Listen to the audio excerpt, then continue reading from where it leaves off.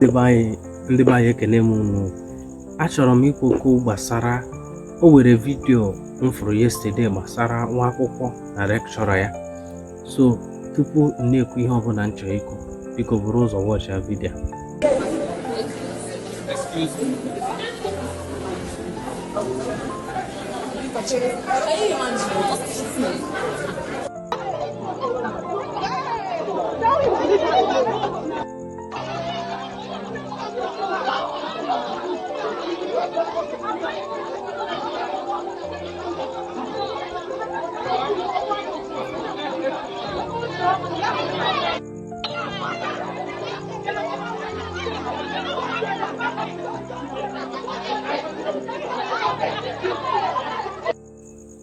Now, o nwere ihe m chọrọ ikwu maka this video. Ihe m chọrọ ikwu maka vidio anọ bụ respect, ugwu, nkwanyere ugwu. Ụmụaka anyị enweghịzi nkwanyere ugwu atọ. Ụmụaka anyị enweghịzi nkwanyere ugwu atọ. Before ọ na-abụ okenye mee gị ihe ịkọsara mmadụ, ugbu a da emezi ihe dị ụtọ. Kịta bụzi okenye mee gị ihe ịba ya ọgụ. Nwa agbọghọbịa, how many years ka this girl? Ike bụ 17 or 18 years, highest 20 years. Na-agbasi nwoke mụrụ ga-amụta onye bụ ọgbe ọgụ. Maka gịnị? Na ọ sị ya delete vidio. O nwere ka ọtụtụ ndị mmadụ a na-ajụ sị, ka eji mee na ọ sị ya delete vidio? Ọ maka ihe dị manụ kwuru? Gịnị ka the girl kwuru na vidio nke ịfụrụ afọ? Na nwoke metụ aka ka ị gafere n'ụzọ. Ị nọ n'iru skuul na-eme TikTok, ịfụrụ field n'ebe a na-eme, ịfụrụ outside ebe ị ga-anọ mie, ọ bụrụ ụzọ a na-agafe, asị gị pụọ n'ụzọ, ịsụọ oyibo kọgheri.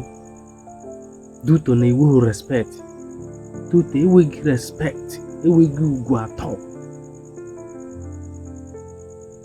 Dịka gịnị? Ihe karịa nwatakịrị obi bụ mma ya nọ n'ime that school. Asịkwa na mma ya ziri ya mba, okwu ga-esi na mmanya siri ya, mana ihe m na-ekwu bụ na o so n'ihe karịa obi na mmanya bụ lekchọra. Onyezie ya obi ike ịkparịwazi okenye lekchọra ya, onye nkụzi ya. As a student, ibido na-akparị your lecturer, feel no your right.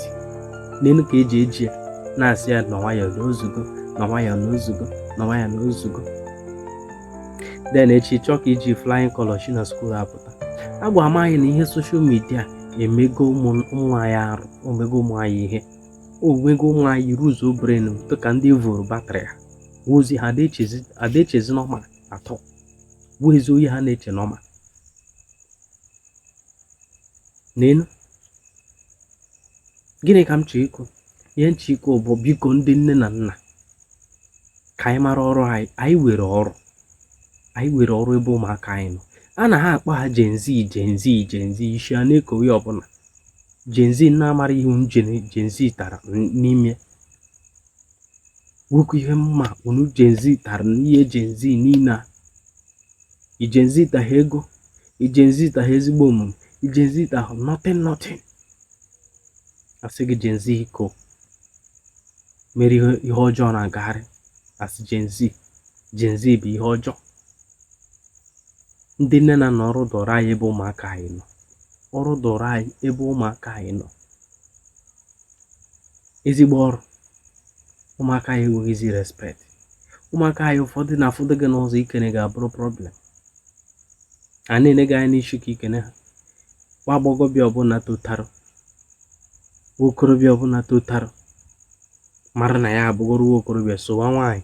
Okorobịa ọbụla totarụ sowa nwaanyị otogo, owezụga na ya bụrụzi ọgbọ.